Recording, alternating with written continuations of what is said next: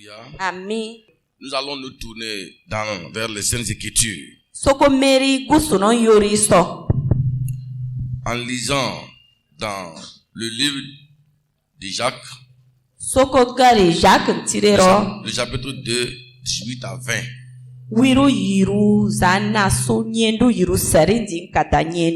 L'épître de Jacques. Le chapitre 2, 18 à 20. Jacques chapitre 2, oui. Verset 18 à 20. Il est écrit. Oui. Mais quelqu'un dira, toi, tu as la foi, et moi, j'ai les œuvres. Montre-moi ta foi sans les œuvres, et moi, je te montrerai la foi par mes œuvres. Tu crois qu'il y a un seul Dieu, tu fais bien. Les démons le croient aussi, et ils tombent. Veux-tu savoir, ô homme vain, que la foi sans les œuvres est inutile? Hébreux chapitre 11, le verset 1. Allez-y. Hébreux chapitre 11, verset 1. La parole de Dieu déclare ce qui suit. Or, la foi est une ferme assurance des choses qu'on espère, une démonstration de celles qu'on ne voit pas. Merci beaucoup. Ce matin, nous allons parler les 3 dimensions de la foi.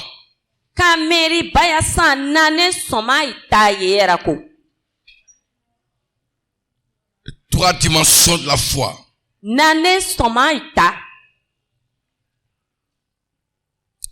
Quand nous lisons la Bible, nous rencontrons dans son contenu plusieurs types de foi. Et nous avons vu des gens, des hommes comme des femmes, qui ont manifesté plusieurs types de foi. Et quand on parle de la foi, c'est devenu un sujet de grande polémique. Et quand on demande à un homme, qu'il soit 10 ou 20 ou 100, as-tu la foi?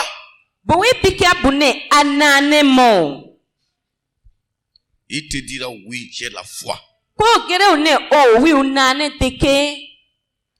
C'est même difficile même de convaincre à certains qui n'ont pas la foi.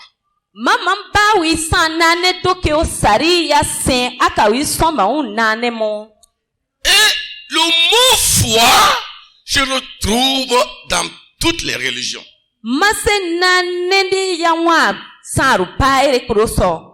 Que ça soit dans l'islam, dans le judaïsme, dans le christianisme, même dans les religions endogènes. Quand vous rentrez dedans, on vous parlera toujours de la foi. D'une autre manière. Alléluia. Amen. Mais quand nous lisons la parole de Dieu, nous verrons qu'il y a plusieurs types de foi. Et la question qui se pose est celle-ci. Si tout le monde dit que j'ai la foi, j'ai la foi, j'ai la foi,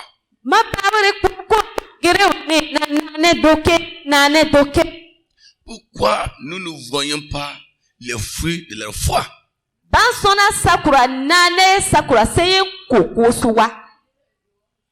Pourquoi les fruits sont absents? Si tout le monde profère qu'il a la foi et qu'on ne voit pas alors, les manifestations de cette foi, cela suggère qu'il y a un problème. Il y a un problème de confusion de foi. C'est ce qui m'amène ce matin À vous parler de la foi dans cette dimension.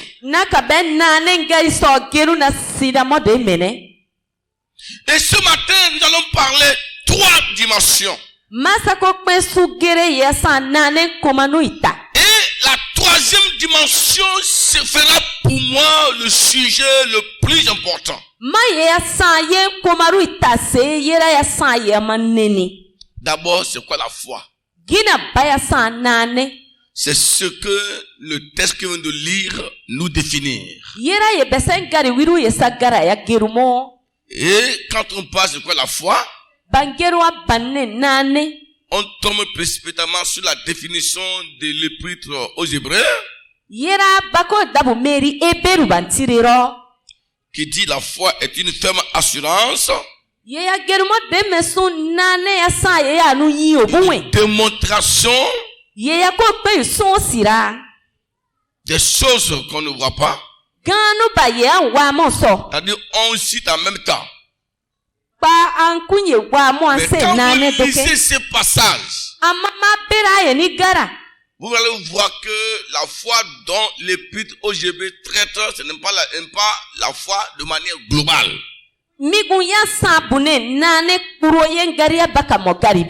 L'épître aux Hébreux est en train de traiter la 3e dimension de la foi. Ce n'est pas une foi qui traite alors de manière générale. La foi, quelqu'un dira, c'est la confiance en Dieu. C'est une assurance ferme. D'autres diront, c'est une croyance.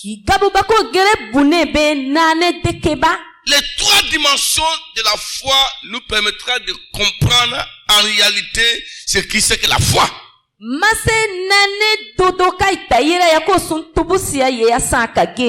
Ici, Jacques nous dit ceci. Quelqu'un dira, toi tu as la foi et moi j'ai les œuvres. Montre-moi ta foi sans les œuvres, et moi je te montrerai la foi par les œuvres. Tu crois qu'il y a un seul Dieu.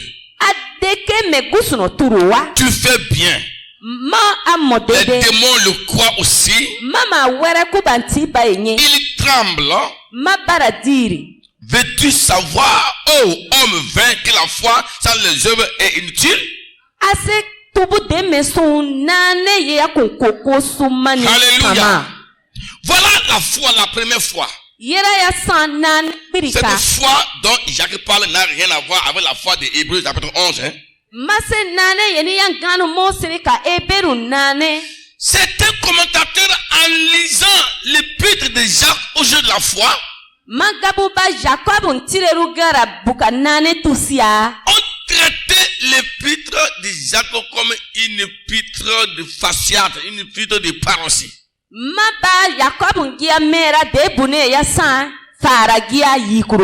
Certains ont mal compris, ont pensé que Jacques est en train de dire que nous sommes sauvés uniquement par des œuvres. Au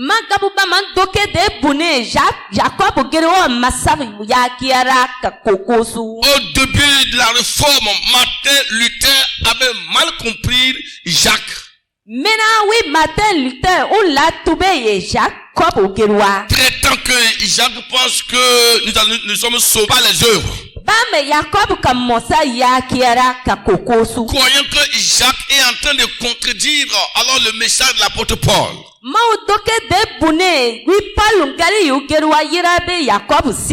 que Paul met la foi comme condition de salut.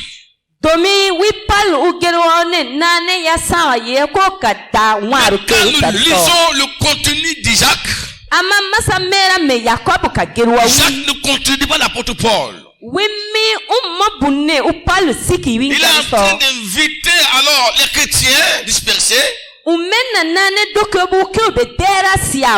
comprendre que la foi dont l'apôtre parle n'est pas une foi alors qui est sans preuve.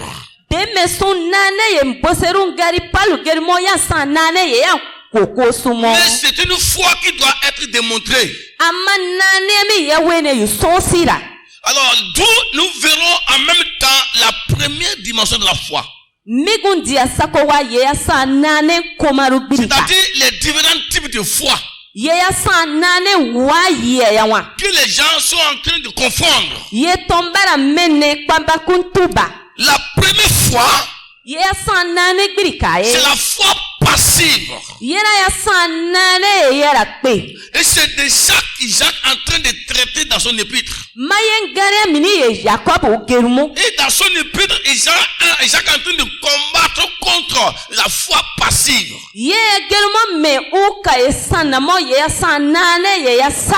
C'est quoi une foi passive? Une foi passive est une foi qui ne démontre pas des œuvres. C'est une foi qui croit à l'existence de Dieu. Elle croit qu'il y a un être suprême, mais qui ne démontre pas la vie de ce Dieu qu'il prétend croire.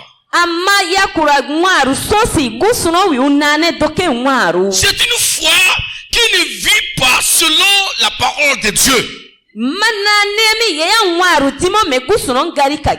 C'est de cette foi que Jacques parle en disant, tu crois que Dieu existe. Les démons aussi le croient, mais ils tremblent.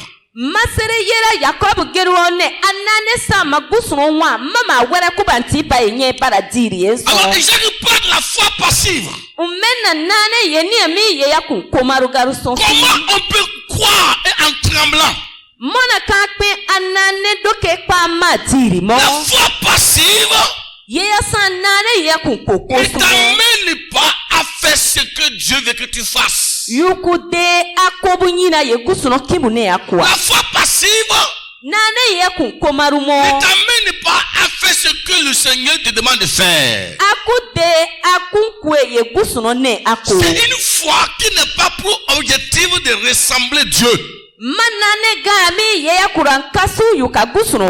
C'est une foi qui ne te permet pas de marcher selon la parole de Dieu. Jacques l'appelle encore la foi morte. C'est pourquoi il dit à ses auditeurs, je ne comprends pas de quelle foi vous prétendez posséder. Comment vous pouvez dire que vous croyez en Dieu alors que votre vie est tout à fait contraire à la vie de Dieu? Comment vous pouvez dire que vous croyez à un Dieu vivant qui existe alors qu'en vous regardant on ne voit rien? L'image de Dieu, de ce Dieu-là en vous. Isaac était en train d'adresser à un peuple qui prétend avoir la foi, mais qui ne mène pas une vie qui ressemble à Dieu qu'il croit. À ce moment-là, la moralité, l'éthique divine était bafouée. Pour eux, l'essentiel, je crois que Dieu existe. Isaac dit que cette foi n'est pas une vraie foi. Parce que même les démons qui sont ennemis de Dieu là croient que Dieu existe. Ils croient qu'il y a un Dieu au ciel. Mais malgré que les démons croient que Dieu existe, ces démons ne font que faire du mal. Ils possèdent des gens. Ils détruisent la vie des gens. Ils torturent la vie des gens. Et quand Dieu vient là, ces démons se mettent à trembler parce qu'ils ont peur de la sanction. Ils ont peur de la punition divine. Quand Jésus est arrivé à Gadara, la Bible déclare qu'il a trouvé un homme qui était possédé de plusieurs démons. Quand les démons ont vu Jésus, ils ont dit à Jésus, ah, Fils de Dieu très haut, nous savons que tu es le Saint de Dieu. Tu es venu pour nous faire perdre. Ils ont commencé à supplier Jésus de ne pas les jeter en enfer avant le temps. Comment quelqu'un qui croit en Dieu peut-il trembler? La foi que à la fois en un Dieu qui existe n'est pas une foi qui sauve. Cette foi ne produit rien. On peut être adultère. On peut être meurtrier et croire que Dieu existe. Les démons croient que Dieu existe.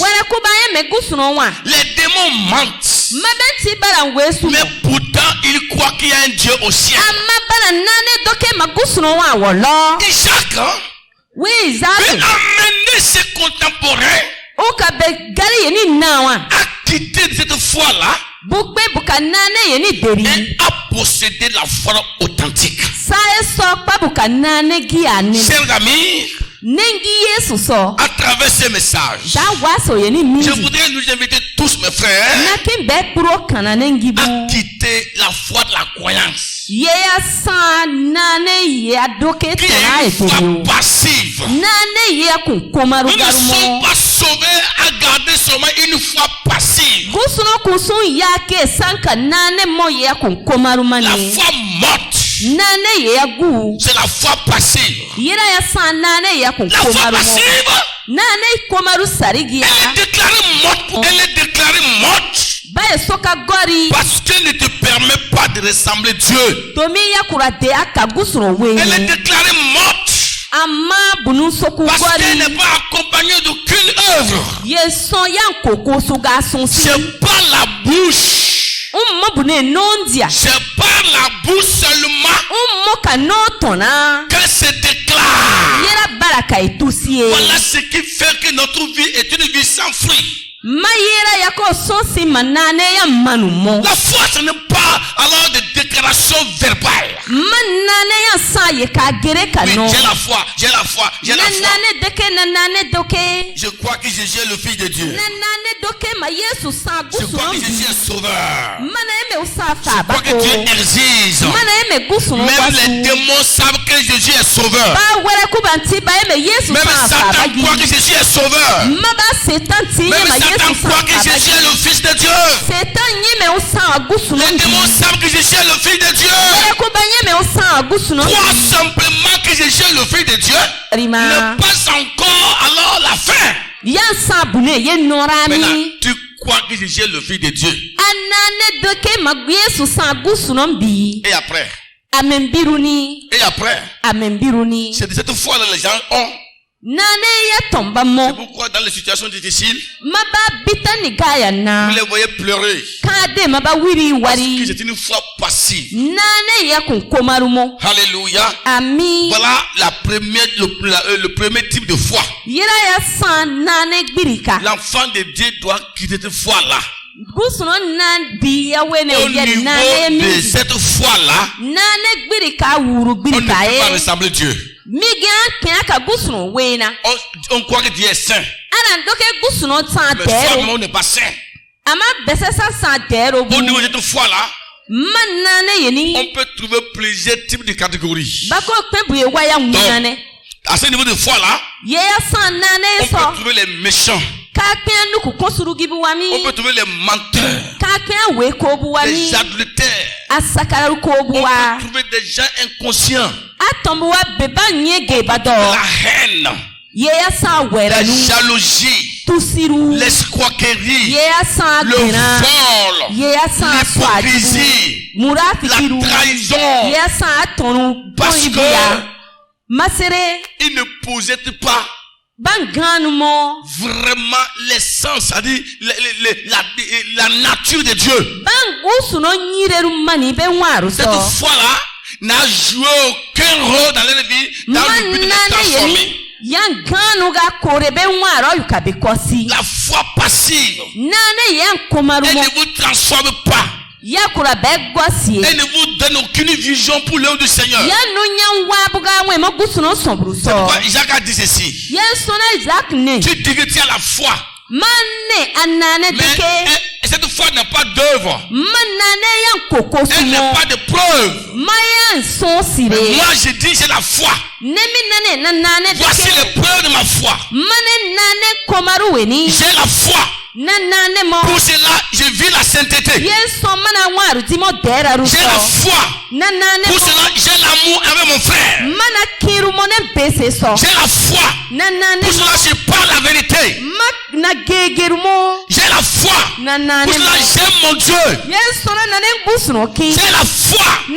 Pour cela, je suis rendez-vous pour écouter la parole de Dieu. J'ai la foi. Pour cela, j'adore le Seigneur. J'ai la foi. Pour cela, j'accomplis l'œuvre de Dieu. J'ai la foi. Pour cela, je ne mimie pas. Toi, tu as la foi. Tu mimies. C'est la haine. C'est le sabotage. Tu critiques. Tu mens. Tu hais ton frère. C'est ça qui dit que cette foi-là n'est pas la foi qui vient de Dieu. C'est une foi passive. Alors, chacun de nous ce matin doit vérifier est-ce que sa foi est passive ou bien elle est une foi réelle.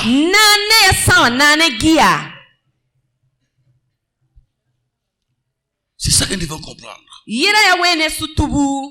J'ai la foi. Je crains Dieu. Je crains Dieu. J'ai la foi. Je l'adore. Une foi dans laquelle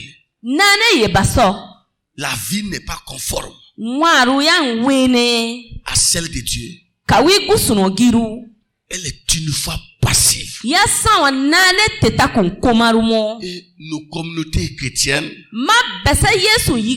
sont remplies de cette foi-là. Et quand on dit j'ai la foi, oui, j'ai la foi. J'ai la foi. Quelles sont les preuves de votre foi? J'ai la foi. C'est pourquoi je refuse de livrer mon corps. J'ai la foi. Pourquoi je refuse de faire du maraboutage. J'ai la foi. Je refuse de courir derrière les jupons des filles. J'ai la foi. J'adore le Seigneur. La foi passive ne connaît pas l'obéissance. Elle ne connaît pas l'obéissance. La foi passive ne connaît pas l'autorité. La foi passive n'a aucune crainte. Elle dit je crois, ma foi est personnelle, je crois.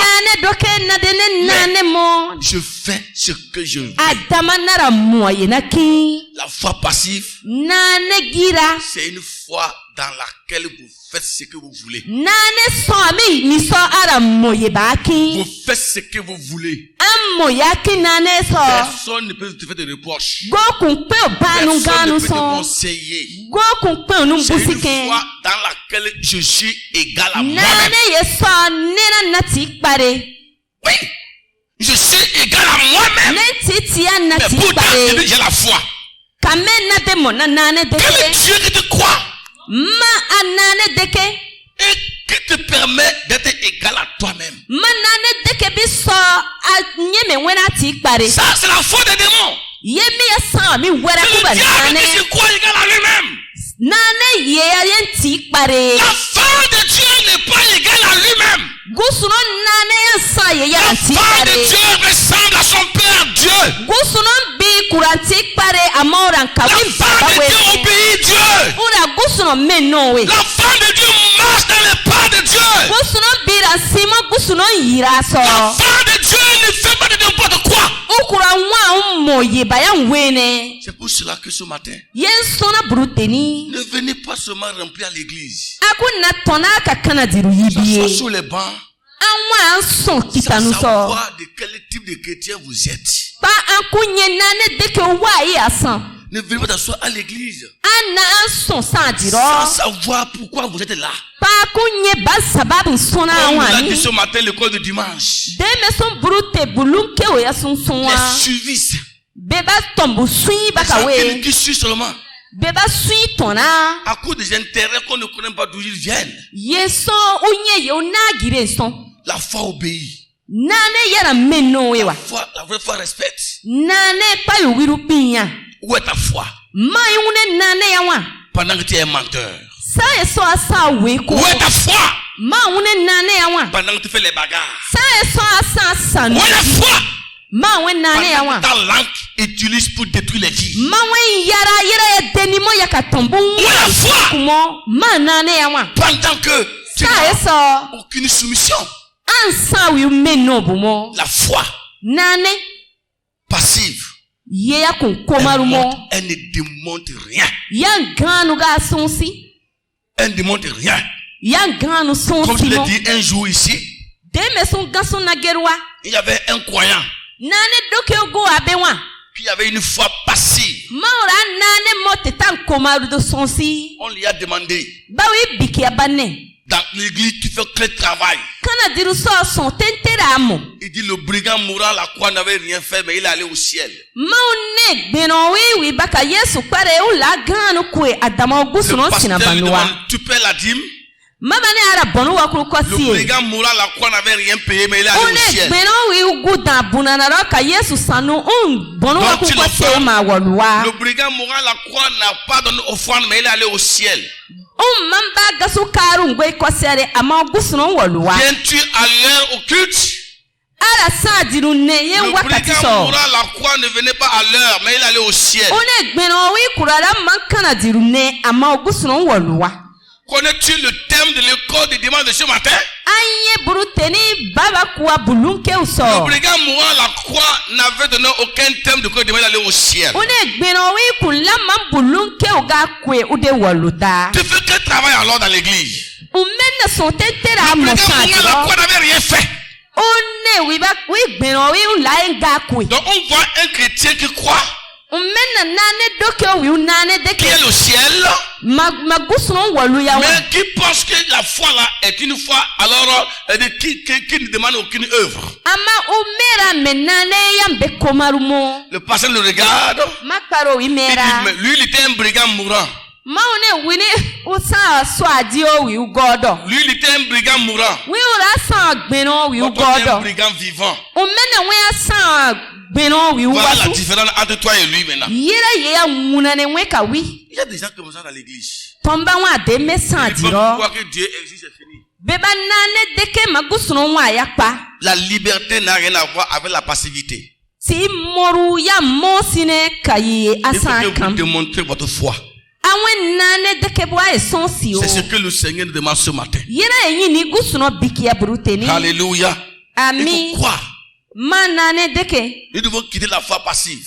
Aderio ayeriza nane ya komarumo mi. Cette foi ne différencie pas avec la foi de vos parents qui adorent les fétiches. Ma nane ya kenu munana kawe mobu beba ben C'est bunu pourquoi sa mo quand vous paro. êtes évangélisé, il vous dit que non, on adore le même Dieu.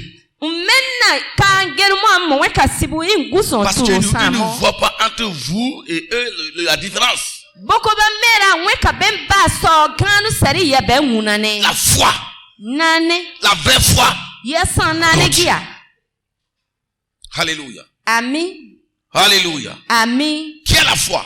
Mune wara nane mo bruteni. Qui est la foi ce matin? Wewa nane deke. Je vois les gens comprendre. Qui est la foi ce matin? Mune wara nane deke Qui est la bruteni. foi ce matin? Ana Qui a la foi ce matin?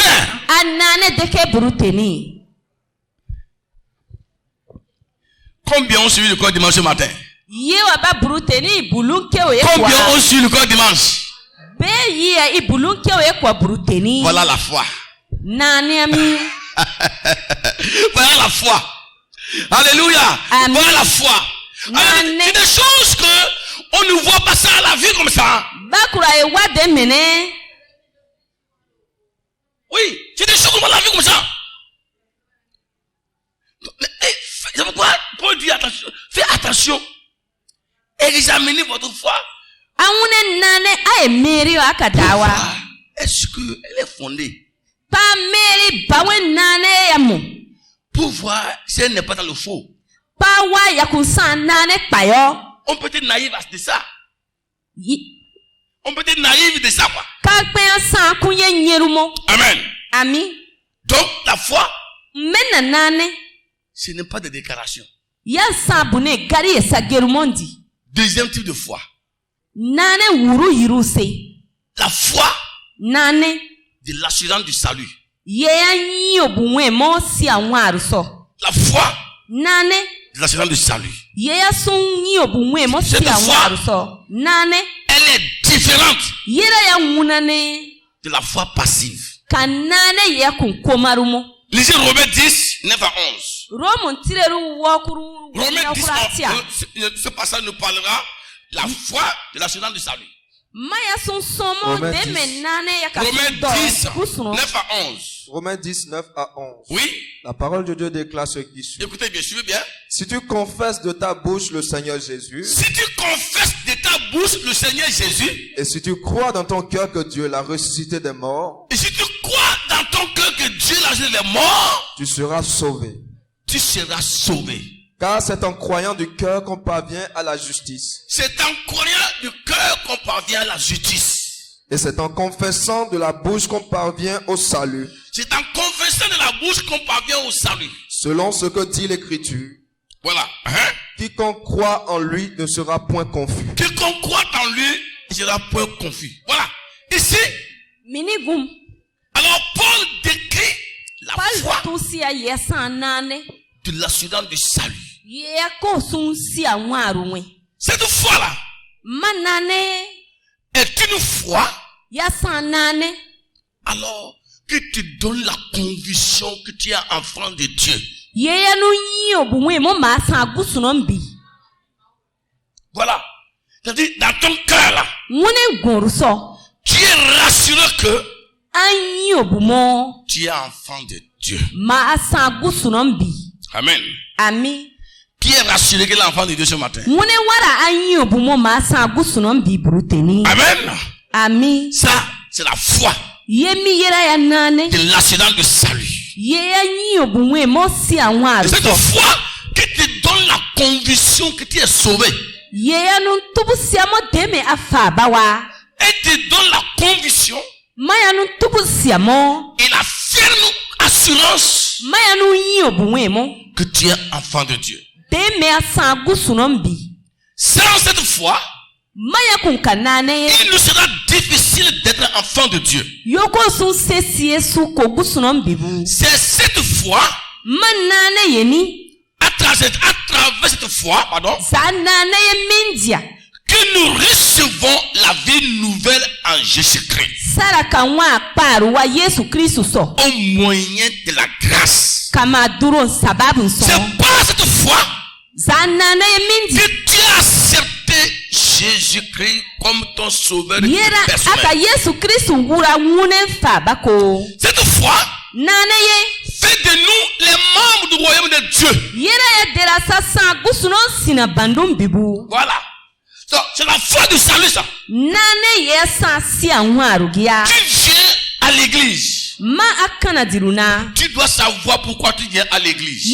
Celui qui a la foi du salut, il vient à l'église pour écouter la parole de Dieu, pour adorer Dieu et travailler son salut. Parce que le salut doit être travaillé.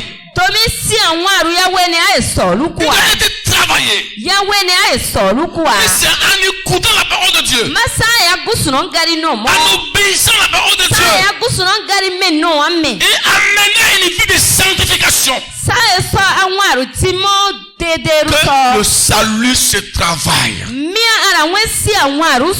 C'est pourquoi la Bible dit, soyez saints, car je suis saint.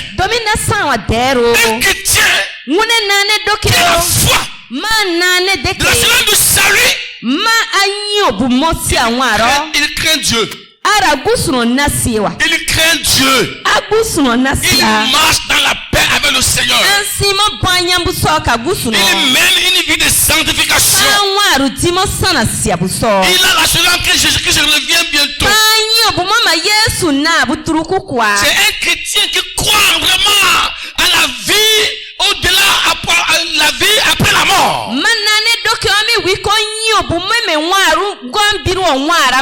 C'est aussi une bonne foi. Et quand nous prêchons la parole de Dieu, le but de la prédication, c'est d'amener les chrétiens à quitter de la foi passive et à venir à la foi de l'assurance du salut. Car seul Jésus sauve. Lisons Actes des Apôtres, chapitre 4, verset 12. Actes 4, verset 12. Oui. Il n'y a de salut en aucun autre. Il n'y a de salut en aucun autre. Car il n'y a sous le ciel un autre nom. Il n'y a sous le ciel un autre nom qui est donné parmi les hommes. Par lequel nous devions être sauvés. Jésus-Christ est le sauveur de l'humanité. L'apôtre Pierre témoigne ici devant le Sanhédrin que c'est le nom de Jésus est le nom par lequel toute l'humanité doit être sauvée. C'est la foi en ce nom-là que nous parvenons à avoir le salut. Jésus sauve. Je crois que Jésus sauve. Je crois qu'il est mort, ressuscité. Je crois qu'il m'a pardonné. Je crois qu'il a inscrit mon nom dans le livre de vie. Je crois qu'il est le chemin, la vérité, la vie. Je crois qu'il est mon berger. Je crois qu'après la mort, je verrai Dieu. C'est la foi du salut, ça.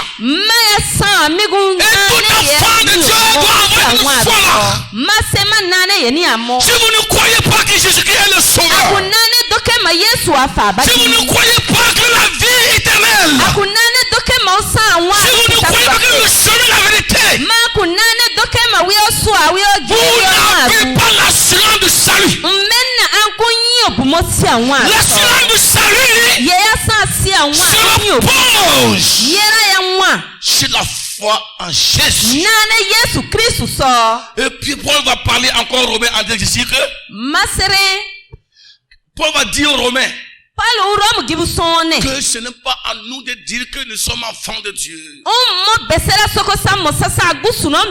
mais l'Esprit qui est en nous lui-même témoigne à notre esprit que nous sommes enfants de Dieu. Dans la nuit, dans la journée, au matin, au soir, celui qui est sauvé entend la voix de Dieu qui lui dit que tu es mon enfant. Tu es mon enfant. Tu es mon enfant. Je t'ai racheté. Alors, chers frères et sœurs, c'est pourquoi nous devons comprendre cela. Est-ce que ma foi est une foi qui me conduit au salut? Nous ne venons pas à l'église seulement à cause des mariages. À cause des biens matériels. À cause de l'argent. Seulement à cause de la guérison. Seulement à cause des miracles. Quelqu'un a dit ce ne sont que des bonus de la foi. L'objectif de notre attachement à Jésus-Christ, c'est la sécurité de notre salut. L'argent, les païens en ont également. Les mariages, les païens le font également. Les enfants, les païens aussi donnent les enfants. Les maisons, les païens construisent également. Les voitures, les païens en ont également. Vrai ou faux? Les visas, les païens en ont. Même ils prennent certains problèmes des avions. Mais ils n'ont aucune foi. Certains ne croient pas en Jésus. Même ceux qui se disent athées. Certains projettent des maisons, de gratte-ciel. Ils ont même des belles femmes. Mais ils ne croient pas en Jésus. Mais si nous venons à Jésus, seulement à cause de l'argent, à cause des guérisons, à cause des mariages, quelle différence avons-nous entre nous et les païens? Je ne suis pas en train de mépriser les miracles. Je suis équilibré dans mes messages. Je ne suis pas un libéraliste. Il faut que la parole de Dieu soit enseignée dans sa vérité, dans son contenu. Je crois au miracle. Je crois à la manifestation de la puissance de Dieu. Je crois. Et je n'ai pas besoin de le démontrer parce que vous le savez très bien. Mais ce n'est pas l'objectif premier. Lorsque nous venons à l'église, ce qui nous amène à Christ est au-delà de la guérison, est au-delà des biens matériels, est au-delà des mariages, est au-delà de tout ce que nous voyons. La vie en Jésus-Christ, c'est une vie immortelle. La vie en Jésus-Christ, c'est une vie glorieuse. L'espoir de la vie chrétienne ne se limite pas sur les choses de ce monde. Les biens de ce monde passeront. Les voitures vont passer. Les mariages vont passer. Les bâtiments vont passer. Les maisons vont passer. Les avions vont passer. Mais ce qui ne passe pas, c'est la vie que vous recevez en Christ. C'est pourquoi ces frères et sœurs en Christ, fondez votre foi sur Jésus-Christ. Soyez attachés à Jésus plus que toute chose. Marchez selon Christ. La vie que Jésus vous donne n'a rien à voir avec ce que vous regardez dans ce monde. Le monde est passager. Mais celui qui s'attache à Jésus-Christ ne passera pas. Même s'il meurt, il continue de vivre après la mort. Est-ce que votre foi vous rassure que Jésus est vivant? Est-ce que votre foi vous rassure que Jésus revient bientôt? Est-ce que votre foi vous amène à mener une vie de sanctification?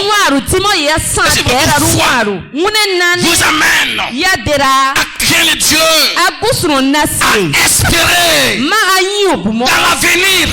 La vie chrétienne est plus puissante que les biens de ce monde. Je ne dis pas Dieu peut bénir un enfant de Dieu. Dieu peut te rendre prospère. Dieu peut t'accorder des maisons. Dieu peut t'accorder des dollars. Dieu peut t'accorder des voitures. Dieu peut t'accorder des mariages, c'est vrai. Dieu peut tout te donner. Mais ce que Dieu te donne matériellement, nous devons savoir que cela ne doit pas être au-delà du don que Christ nous a donné en mourant à la croix. N'oubliez pas, c'est dans la croix que Jésus a dit tout est accompli. La mort de Christ à la croix n'est pas pour conséquence seulement de nous donner de l'argent. Il est mort à la croix. Il s'est sacrifié lui-même. Il a crié à la croix. Il a été humilié. Il a pénétré dans le sujet de mort. Il a transféré les âmes vers le ciel. Il nous a libérés du jour de Satan. Il a fait de nous des enfants de Dieu. Seul Jésus peut faire ce miracle-là. Maintenant, je suis sauvé. Je suis enfant de Dieu. Il y a une voix qui crie à moi. Qui dit, tu es sauvé, tu es sauvé, tu es sauvé. La foi doit nous amener à cette dimension-là. À croire que Jésus est le Fils de Dieu. Il y a beaucoup de chrétiens qui n'ont pas de fondement. Ils n'ont pas de fondement. Les vies chrétiennes sont fondées sur ce qui est passager. Les vies chrétiennes sont fondées sur le matériel. Si votre vie est fondée sur ce qui est passager, vous êtes le plus malheureux de ce monde. C'est à cause de l'argent que tu viens à l'église. C'est à cause du mariage que tu viens à l'église. Tu es le plus malheureux de ce monde. C'est à cause de tes biens que tu viens à l'église. Votre foi n'a pas de sens. Jésus donne de l'argent. Jésus guérit. Jésus bénit. Jésus élève. Mais la bénédiction matérielle, financière, matrimoniale ne sont pas le fondement de la foi chrétienne. Le fondement de la foi chrétienne est immortel.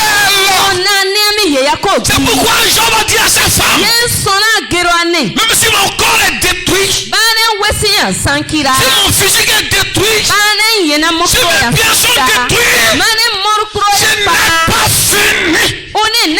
Quelque chose me reste encore. Mon âme verra l'éternel. Mon âme verra l'éternel. La vie chrétienne est plus forte que la mort.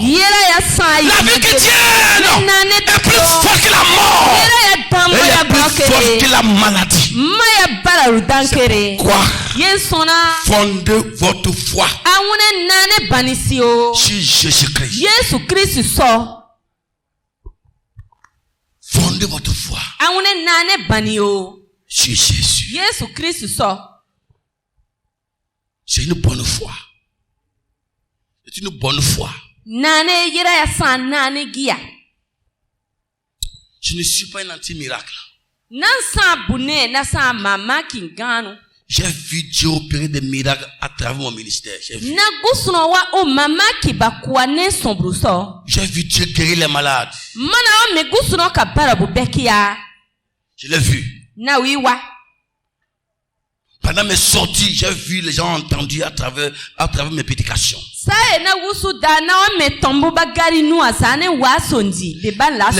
Les petits qui sont guéris à travers la prédication. Je l'ai vu. J'étais moi-même étonné de ce que Dieu faisait à travers ce ministère-là. Mais ce n'est pas ça qui est le fondement de ma foi.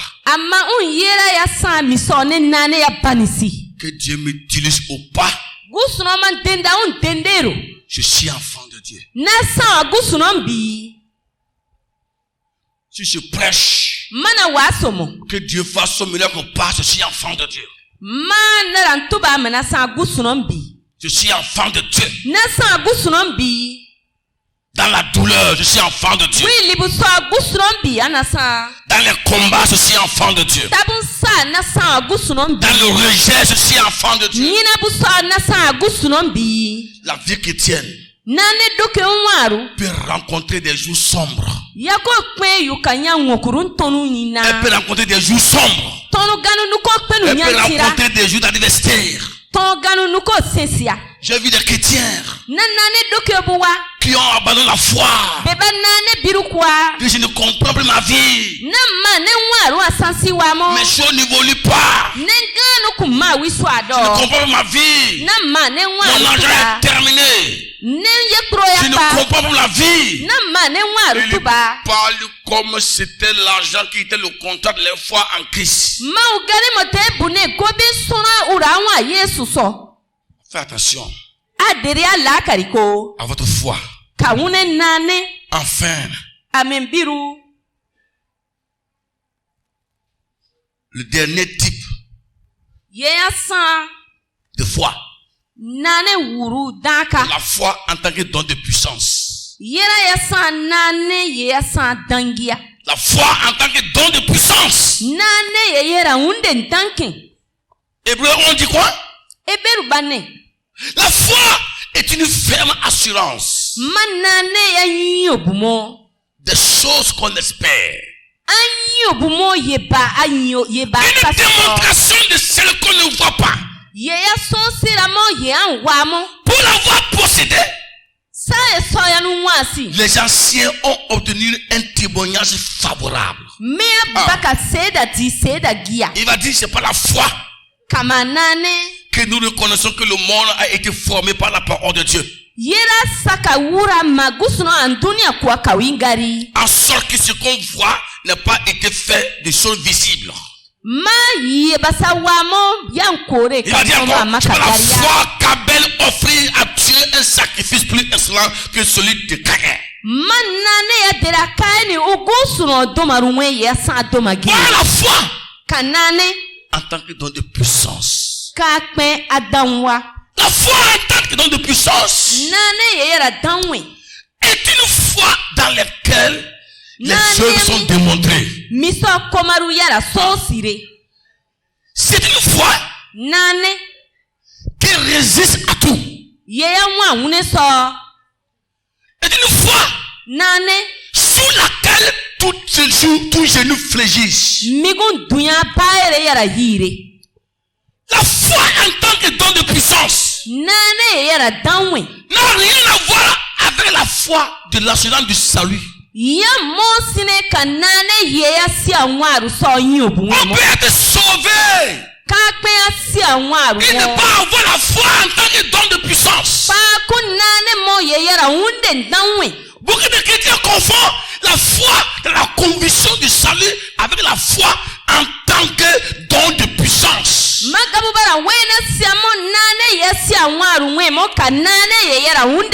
On peut être sauvé et ne pas avoir la capacité de croire que quelque chose peut se passer dès maintenant. Les miracles. Les miracles. Des guérisons. La manifestation de la puissance de Dieu sont les produits de la foi en tant que don de puissance. Cette foi-là, elle te permet de soulever les poids lourds. Les poids lourds sont des choses impossibles. Et dans le ministère de Jésus-Christ, il a démontré cette foi-là pour amener des disciples à quitter la foi passive, la foi de la conviction de salut, et aller à la troisième dimension de la foi en tant que don de puissance.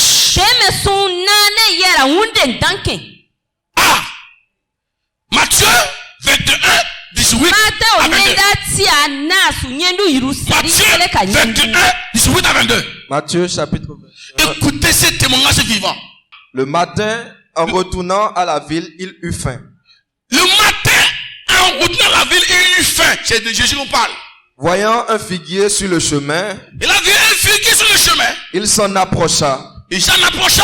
Mais il ne trouva que des feuilles. Il cherchait un fruit pour manger, mais il a trouvé que c'était un figuier seulement qui était les feuilles, il avait dedans. Et il lui dit, que jamais fruit ne naisse de toi. Que jamais aucun fruit ne sort de toi désormais. Et à l'instant, le figuier sécha. Au même moment, le figuier devient sec. Allez-y. Verset 20. Les disciples qui virent cela furent étonnés et dirent. Les disciples étaient étonnés, ils ont dit à Jésus. Comment ce figuier est-il devenu sec en un instant? Comment ce figuier est-il devenu sec de manière instantanée? Jésus leur répondit. Jésus leur dit. Je vous le dis en vérité. Je vous le dis en vérité. Si vous aviez de la foi. Si vous avez de la foi. Et que vous ne doutiez point. Et que vous ne doutiez point. Non seulement vous ferez ce qui a été fait à ce figuier. Mais quand vous diriez à cette montagne. Vous dites à cette montagne, ôte-toi de là et jette-toi dans la mer, cela se ferait. Cela se fera. Acclamez le Seigneur. Écoutez. Quand vous diriez à cette montagne, et si vous ne doutez pas, cela s'accomplira. C'est quoi la montagne ici? C'est ce qui est impossible aux yeux des hommes. Il faut analyser le texte. Si vous avez la foi et que vous dites à cette montagne sans douter, la foi en tant que don de puissance est une foi dans laquelle il n'y a pas de doute. Il n'y a pas de doute sur la capacité de Dieu de faire l'impossible. Pourquoi Jésus a fait sécher le figuier? Est-ce réellement Jésus voulait chercher le fruit pour manger? Le figuier est quoi? C'est l'image d'Israël. Les fils de la religion. Les fils de la religion. Le manque de fruits, c'est le manque de foi sincère. Jésus est venu trouver une religion dans laquelle les gens profitent de la bouche. Mais il n'y avait pas le fruit. Il n'y avait pas de puissance. Une religion dans laquelle il y avait l'hypocrisie. À vue d'œil, vous allez penser que c'est joli à voir. Mais il n'y avait pas de preuves. Jésus va utiliser cette image non seulement pour illustrer la religion des Juifs, mais également pour enseigner les disciples ce qui c'est que la vraie foi dans la religion. Jésus va alors maudire le figuier par la parole. Par la parole. Et le figuier devient sec.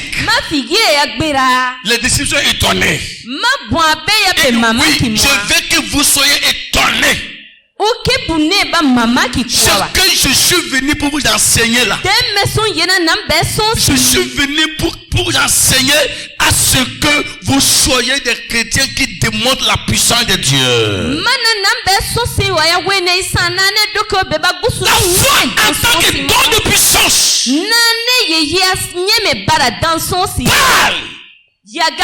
Elle parle. Et les choses s'accomplissent. C'est une foi qui n'a rien à voir avec la conviction du salut. Tu peux être sauvé. Tu peux être sauvé. Avoir ton nom inscrit au ciel. Tu peux être sauvé, avoir ton nom inscrit au ciel. Et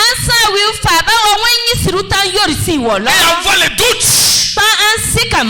sur le miracle de Dieu. Et avoir les doutes que tout à l'heure Dieu peut faire un miracle. Et avoir les doutes que Dieu peut t'utiliser pour de grandes choses. Et les chrétiens qui ont le doute sur la manifestation de la puissance de Dieu, ils ne croient pas que certaines choses peuvent être possibles.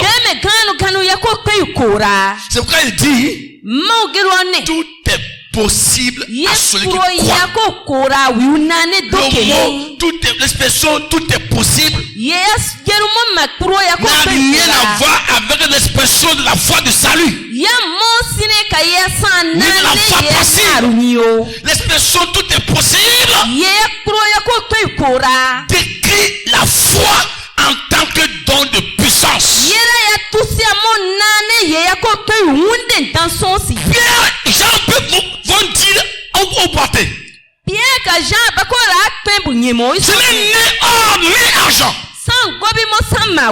Lève-toi et marche. C'est la foi en tant que don de puissance. On peut être sauvé et être incapable de dire lève-toi et marche. Hein? Voilà la différence de foi là. C'est la dernière. La plus grande dimension de la foi. Et quand vous lisez dans un roi, une fois Élie le prophète avait la foi en tant que don de puissance. Il va parler au roi Akab. Il va dire à Akab quelque chose d'important. 1 Roi chapitre 17 verset 1. Il est écrit. Quoi? Élie le Tishbite, l'un des habitants de Galaad, dit à Akab. L'Éternel est vivant. Le Dieu d'Israël dont je suis serviteur. Est vivant là. Allez-y. Il n'y aura cette année-ci ni rosée ni pluie. Il n'y aura cette année ni rosée ni pluie. Sinon à ma parole. Ça, c'est la foi en tant que don de puissance. Quand quelqu'un a la foi en tant que don de puissance, vous risquez de l'appeler Dieu sans le savoir. Il parle. Il n'aura pas de pendant 3 ans et demi. Et il a dit sinon à ma parole. Ça c'est quoi? C'est la parole. C'est la foi. Alors, ce monde est difficile. Ce monde est difficile. Si vous n'avez pas la foi en tant que don de puissance, il vous sera difficile de posséder certaines choses. Il vous sera difficile d'accomplir certains miracles. Il vous sera difficile de relever certains défis. C'est la foi en tant que don de puissance qui nous permet de voir l'impossible comme possible. David va dire au roi à Goliath, tu viens contre moi avec l'épée et le javelot. Mais moi je viens contre toi au nom de l'Éternel des armées. Je vais te frapper. Je vais te couper la tête. Ça, c'est la déclaration de foi en tant que don de puissance. L'église de Dieu ne peut pas aller loin dans la dimension que Dieu veut, sans la foi en tant que puissance, sans la foi en tant que puissance, il te sera difficile d'accomplir parfaitement l'œuvre de Dieu. Il te sera difficile d'accomplir parfaitement l'œuvre de Dieu. La foi en tant que don de puissance ne regarde pas les montagnes. Elle ne regarde pas les manquements. Là où les gens pleurent, elle s'enfonce. La foi en tant que don de puissance, elle soutient l'onction. La foi en tant que don de puissance soutient l'onction. Alléluia. Lisez 2 Rois, le chapitre 2, le verset 12. Il est écrit quoi? Et il releva le manteau qu'Élie avait laissé tomber. Il releva le manteau qu'Élie avait laissé tomber. Ce manteau était quoi? Le type de l'onction. L'onction que Élie avait déposé sur Élisée. Allez-y. Puis il retourna. Et s'arrêta au bord du Jourdain. Il prit le manteau qu'Élie avait laissé tomber. Et il en frappa les eaux. Et dit, où est l'Éternel, le Dieu d'Élie? Où est l'Éternel, le Dieu d'Élie? Ici, c'est l'expression de la foi en tant que don de puissance. Où est l'Éternel, le Dieu d'Élie? Allez-y. Lui aussi, il frappa les eaux qui se partageaient ça et là. Et il prend l'onction là, par la foi. La foi est venue combiner avec l'onction qu'il avait.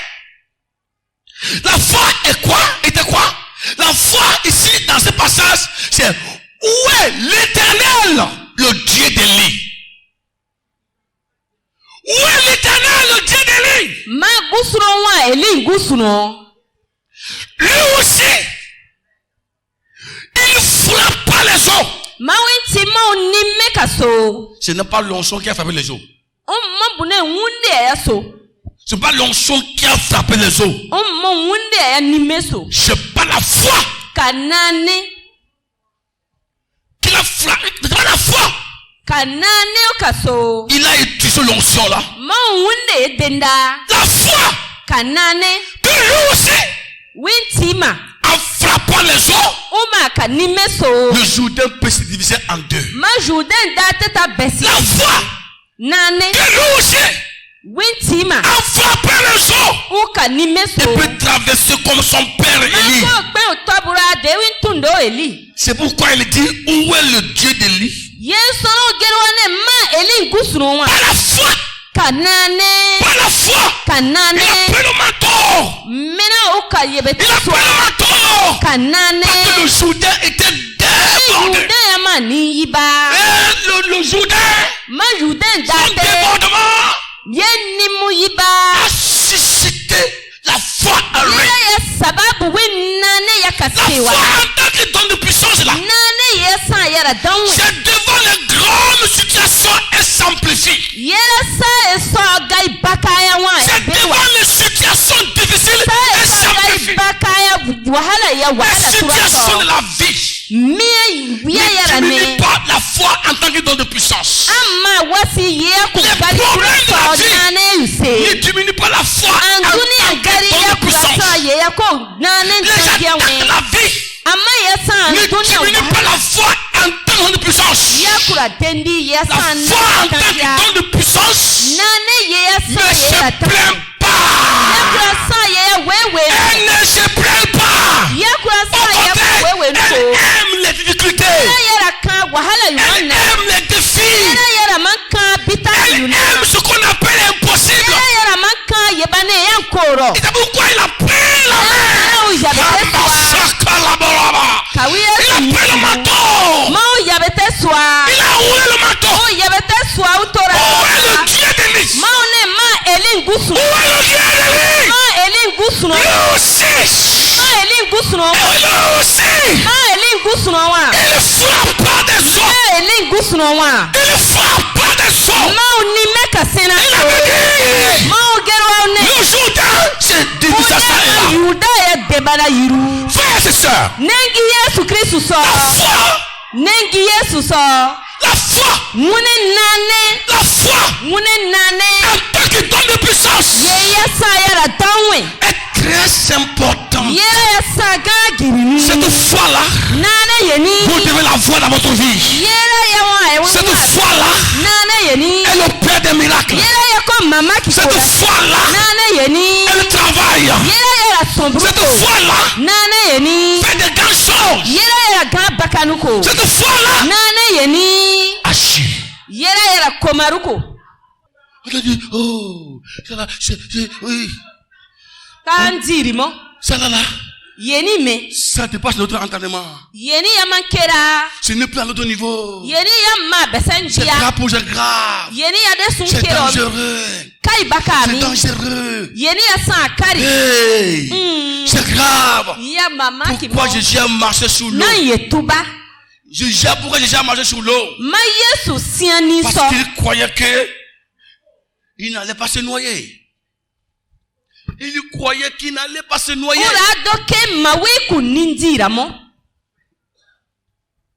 Alléluia.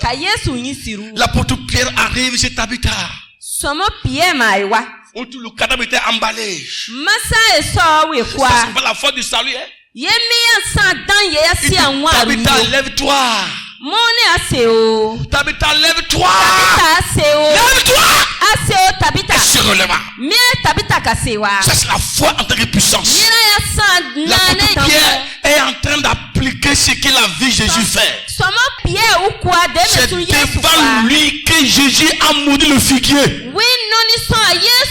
Et Jésus lui avait dit que si vous avez la foi comme une graine de sénévé, de moutarde, vous direz à cette montagne, déplace-toi, elle se déplacera. Il a dit tout est possible à celui qui croit. Devant le cadavre de Tabitha, Dorcas, l'apôtre Pierre s'est souvenir de ce que Jésus avait dit, que tout est possible à celui qui croit. Il parla au cadavre. Tabitha, lève-toi. Il se releva. C'est la foi en tant que don de puissance. Vous allez perdre certaines choses que vous pouviez conserver. Vous allez perdre certaines places que vous pouvez conserver. C'est la foi en tant que don de puissance. Vous allez reculer en arrière. Avant la Pentecôte, l'apôtre Pierre n'avait pas la foi en tant que don de puissance. Il a fui la persécution. Mais après la Pentecôte, le Saint-Esprit lui octroya la foi en tant que don de puissance. Sans la foi en tant que de puissance, vous serez découragé. Vous serez découragé devant les situations de la vie. Vous serez dans la tristesse, dans les découragements, dans les problèmes. Vous n'allez jamais finir de pleurer. On entend parfois les chrétiens disent, je suis fatigué, ça me dépasse. Je ne peux rien. De mon foyer, de ma maison. Ça c'est la foi en tant que don de puissance qui manque. Quand Satan nous voit, la foi en tant que don de puissance brûle comme l'essence dans le feu. Où est ta foi? Où est la foi? Dans la mer, quand la tempête se levait, les disciples pleuraient. Jésus, tu donnes nous périssons. Nous périssons. Jésus a dit quoi? Jésus se levait, il calma la tempête. Où est votre foi?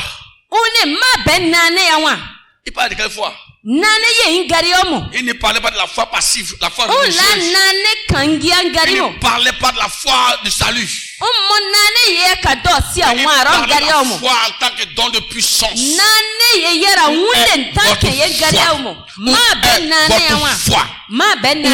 Votre foi. L'apôtre Paul a pris le bateau. Il allait à Rome. Au milieu de la mer. Le vent s'est soulevé. Et les gens enlevaient leurs colis, ils jetaient dans la mer. Paul aussi était à l'intérieur. Paul se leva au milieu de la mer. Il dit, personne ne mourra ici. Personne ne mourra ici. Personne. Mais les gens ne croyaient pas ce que Paul disait. Il dit, personne ne mourra ici.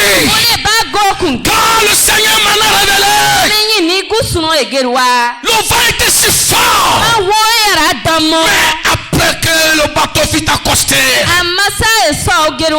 personne n'était mort. Ceux qui n'avaient pas cru en lui, ils ont jeté les colis dans la mer pour que le bateau devienne léger.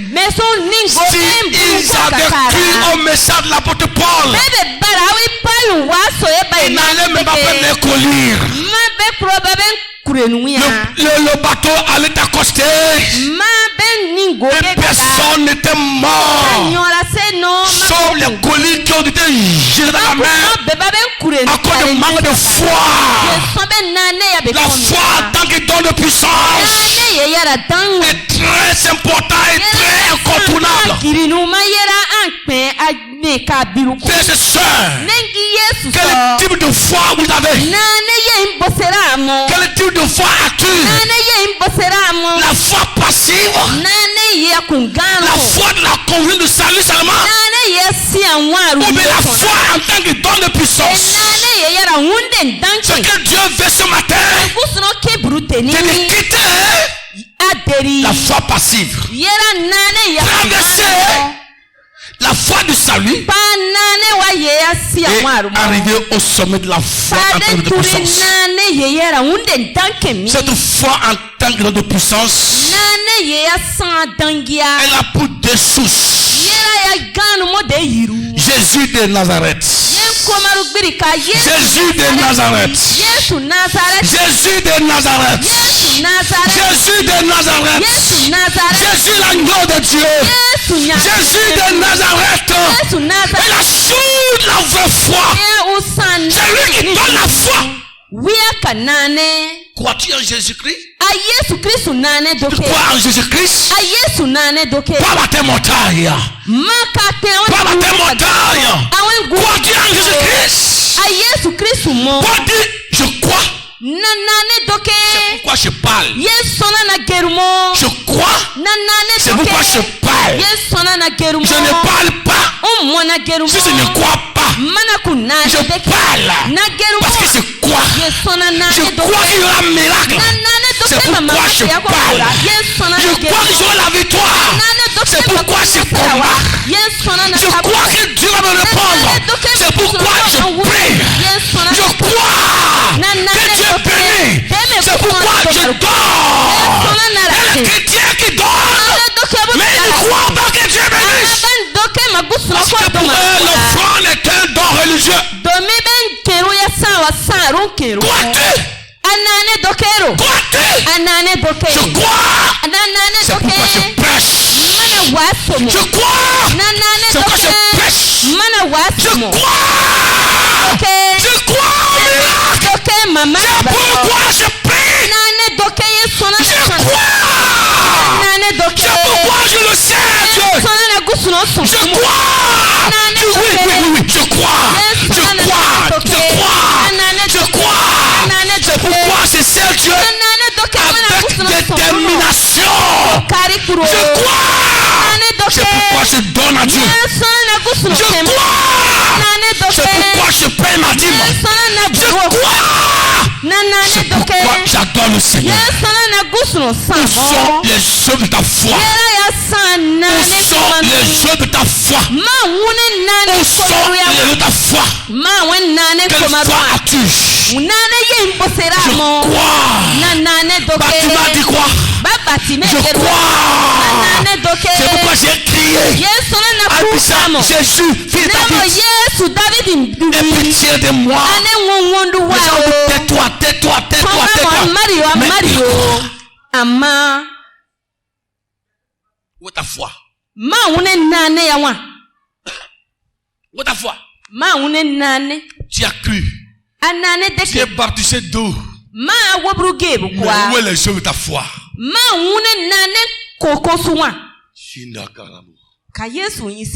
Où est ta foi, mon frère? Où est ta foi, ma soeur? Où est ta foi? La foi.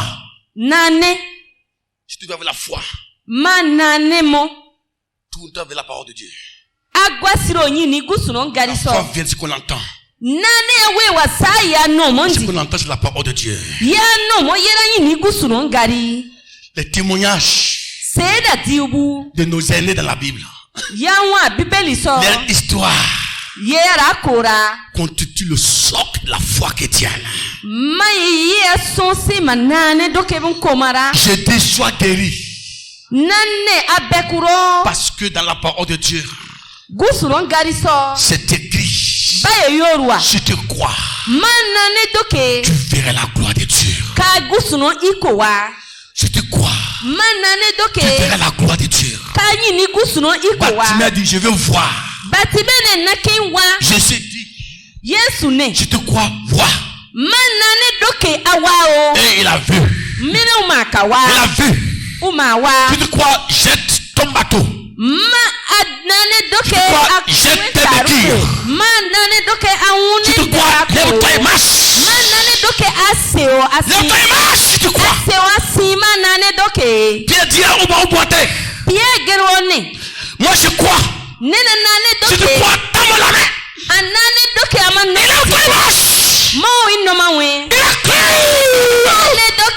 a cru. Que c'était possible de s'appuyer sur les chevilles paralysées. C'était possible. Il a cru. Il a appuyé par la foi. Il s'est levé la marche. Ne soyez pas des chrétiens fats. Des chrétiens à contenu vide. Des chrétiens qui parlent seulement. Qui parlent seulement. La foi ne connaît pas le verbe. La foi ne connaît pas le raisonnement. Il y a tellement trop de philosophes. Il y a tellement trop de philosophes. Devant la foi, en tant que don de puissance, la raison perd sa valeur.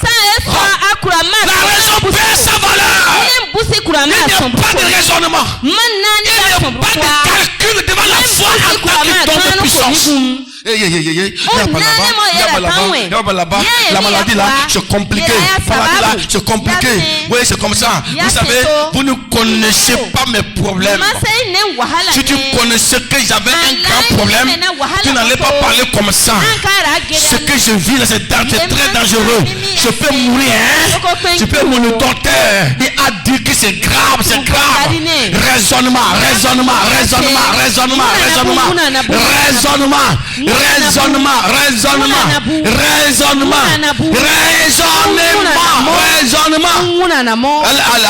Allez vous asseoir à l'église là. Vous allez mourir là comme ça. Raisonnement. Les chrétiens sans foi. Les chrétiens vides. Les chrétiens vides. Même le papier est plus lourd que eux. Parle à tes problèmes. Lève ta main à moi ce matin. Que le Seigneur te donne la foi en tant que nom de puissance. Tiens-toi debout. Tiens-toi debout, Soumax. Kabamboya, maman. Tu nous rends ma chikaya. Mandaramba soko mayara, maman. Mandakataya, maman. Lève ta main à moi. C'est le Saint-Esprit qui donne la foi en tant que don de puissance.